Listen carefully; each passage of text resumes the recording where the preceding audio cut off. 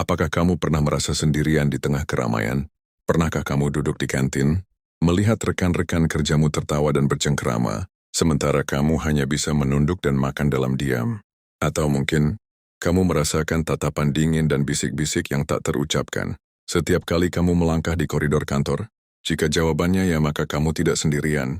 Rasa dijauhi dan diasingkan oleh rekan kerja adalah salah satu pengalaman yang paling menyakitkan dan mengikis harga diri. Perasaan ini bisa datang tiba-tiba, seperti badai yang menerpa hidupmu, membuatmu merasa tidak berharga, tidak diinginkan, dan bahkan bertanya-tanya, apa salahku? Rasa sakit ini nyata. Luka emosional yang ditimbulkan bisa lebih dalam daripada luka fisik manapun. Ia bisa menggerogoti kepercayaan dirimu, meruntuhkan motivasimu, dan mengubah hari-harimu di tempat kerja menjadi siksaan. Mungkin kamu sudah mencoba berbagai cara untuk kembali diterima. Kamu mencoba tersenyum lebih ramah, menawarkan bantuan, atau bahkan berusaha memaksakan diri masuk ke dalam percakapan yang tak menyertakanmu. Namun semua usahamu seakan-akan membentur tembok es yang semakin tinggi. Kamu merasa putus asa, lelah, dan bingung. Kamu mungkin bertanya-tanya, apakah ada jalan keluar dari penderitaan ini? Apakah ada cara untuk menemukan kedamaian? Bahkan ketika dunia di sekitarmu terasa begitu kejam dan tak peduli, inilah mengapa kita harus melihat ke dalam satu-satunya tempat yang bisa kita kendalikan, sepenuhnya diri kita sendiri. Kita akan menjelajahi kebijaksanaan kuno yang telah bertahan selama ribuan tahun, sebuah filosofi yang mengajarkan kita untuk menghadapi kesulitan dengan ketenangan, kekuatan, dan martabat. Kita akan berbicara tentang stoikisme. Hidup ini penuh dengan hal-hal yang tidak bisa kita kendalikan. Kita tidak bisa mengendalikan cuaca, harga pasar, atau bahkan opini orang lain terhadap kita. Reaksi dan tindakan rekan kerja kita berada di luar kendali kita. Mereka bisa saja memutuskan untuk mengabaikan kita, menyebarkan rumor, atau bahkan secara terang-terangan menunjukkan ketidaksukaan mereka. Mengejar pengakuan dan penerimaan dari orang lain adalah seperti mengejar fatamorgana di gurun. Pasir, semakin kita kejar, semakin jauh ia menghilang. Stoikisme mengajarkan kita untuk membedakan antara apa yang ada dalam kendali kita dan apa yang tidak. Ini adalah konsep paling fundamental dan paling membebaskan dalam filosofi Stoik. Hal-hal yang berada di luar kendali kita, seperti tindakan orang lain, adalah sesuatu yang harus kita terima dan biarkan saja. Fokus kita seharusnya terletak pada satu-satunya hal yang sepenuhnya ada dalam kendali kita, pikiran dan tindakan kita sendiri. Ketika rekan-rekan kerjamu menjauh, langkah pertama bukanlah mencoba memenangkan mereka kembali, tetapi menerima realitas situasi. Ini bukan berarti menyerah atau membiarkan mereka menang. Sebaliknya, ini adalah sebuah tindakan kekuatan. Menerima realitas adalah melepaskan perlawanan dan energi yang sia-sia. Dengan menerima bahwa saat ini mereka menjauhi kamu, kamu membebaskan dirimu dari penderitaan yang disebabkan oleh harapan yang tidak terpenuhi. Kamu tidak lagi berjuang melawan tembok es. Kamu melihatnya, mengakuinya, dan mengalihkan fokusmu ke tempat lain. Menerima juga berarti melepaskan gagasan bahwa kamu harus sempurna atau bahwa kamu bertanggung jawab atas perasaan dan tindakan mereka. Kamu tidak bisa memaksa orang lain untuk menyukaimu. Mencoba melakukannya hanya akan mengikis harga dirimu sendiri. Oleh karena itu, biarkanlah mereka dengan pilihan mereka. Ingatlah kata-kata bijak dari filsuf Stoik Epictetus. Kita tidak bisa memilih keadaan eksternal kita, tetapi kita selalu bisa memilih bagaimana kita meresponsnya. Setelah menerima, langkah kedua adalah mengalihkan perhatianmu dari eksternal ke internal. Alih-alih merenungi mengapa mereka melakukan itu atau apa yang salah denganmu, tanyakan pada dirimu sendiri, apa yang bisa saya pelajari dari situasi ini? Situasi ini, meskipun menyakitkan, bisa menjadi guru terbesar dalam hidupmu. Ia bisa mengajarimu tentang ketahanan, kemandirian, dan kekuatan batin. Gunakanlah waktu yang kamu miliki sekarang, waktu yang mungkin sebelumnya kamu habiskan untuk mencoba menyenangkan orang lain, untuk mengembangkan dirimu sendiri. Ini adalah saat yang tepat untuk kembali kepada dirimu yang sejati. Baca buku yang sudah lama ingin kamu baca. Ikuti kursus online untuk mengasah keterampilanmu. Mulai proyek pribadi yang selalu kamu tunda. Berolahraga, bermeditasi, atau menulis jurnal. Setiap tindakan ini adalah investasi dalam dirimu sendiri, sebuah pernyataan bahwa harga dirimu tidak ditentukan oleh orang lain. Seseorang pernah berkata bahwa ketika kamu merasa dijauhi, alam semesta sebenarnya memberimu hadiah berupa waktu luang. Waktu ini bukan untuk berduka tetapi untuk bertumbuh. Jadikanlah penderitaan ini sebagai pupuk. Gunakanlah waktu solomu untuk merenungkan nilaimu, tujuanmu, dan apa yang benar-benar penting bagimu. Ingatlah kata-kata Marcus Aurelius, seorang kaisar dan filsuf stoik. Kehidupan kita dibentuk oleh pikiran kita. Dengan mengubah fokus dari mengapa mereka menjauhiku, menjadi bagaimana saya bisa menjadi versi terbaik dari diri saya, kamu tidak hanya bertahan, kamu berkembang. Langkah ketiga adalah mengendalikan respons emosionalmu.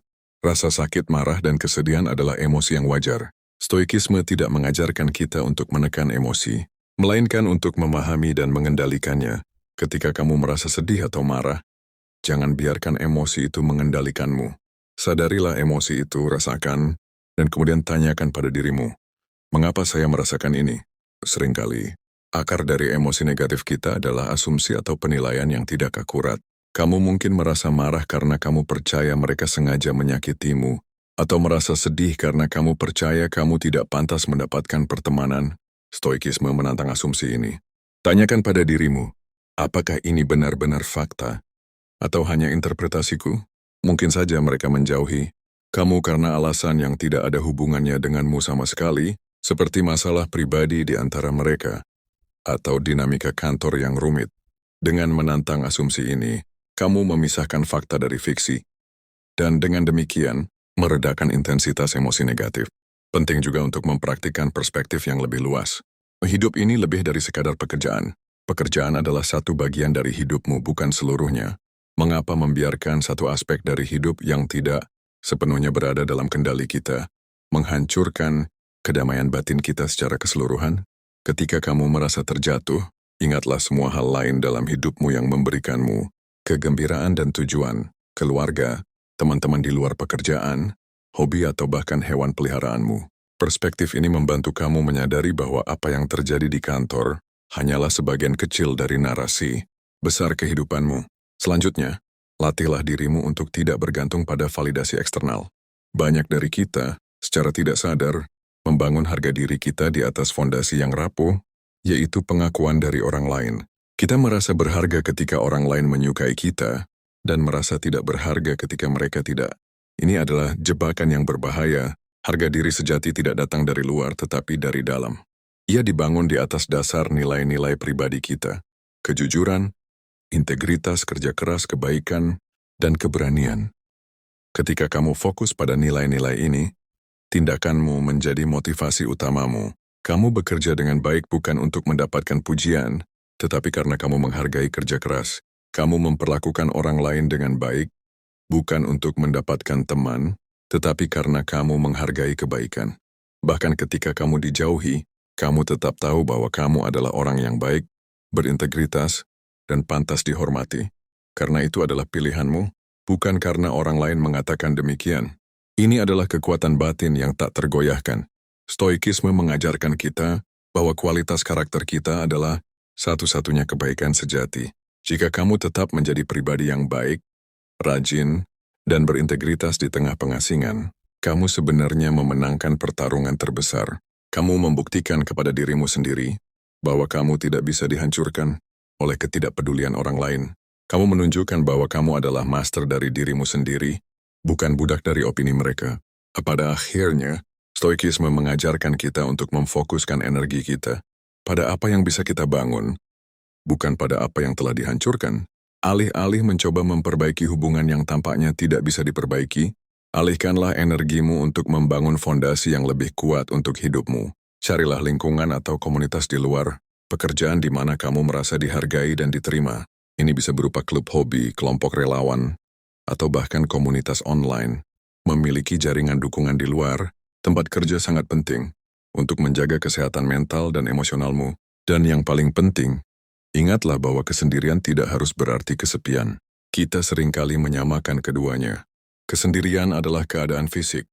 Kesepian adalah keadaan emosional. Kamu bisa merasa sendirian di sebuah ruangan yang penuh orang, dan kamu bisa merasa damai dan bahagia saat sendirian. Jadikanlah waktu solomu sebagai waktu untuk mengenal dirimu lebih dalam. Jalin hubungan yang lebih intim dengan dirimu sendiri. Dengarkan suaramu, pahami kebutuhanmu, dan berikan dirimu cinta dan perhatian yang selama ini mungkin kamu cari dari orang lain.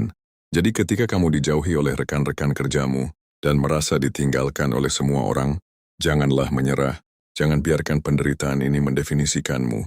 Sebaliknya, gunakanlah kearifan stoikisme sebagai kompasmu.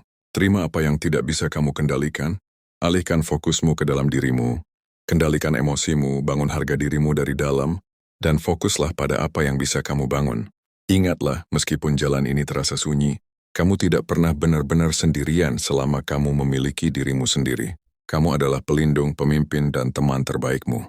Dan dalam perjalanan ini, kamu akan menemukan bahwa kekuatan sejatimu tidak terletak pada seberapa banyak teman yang kamu miliki, tetapi pada seberapa kuat kamu bisa berdiri sendiri dengan martabat dan kedamaian batin yang tak tergoyahkan.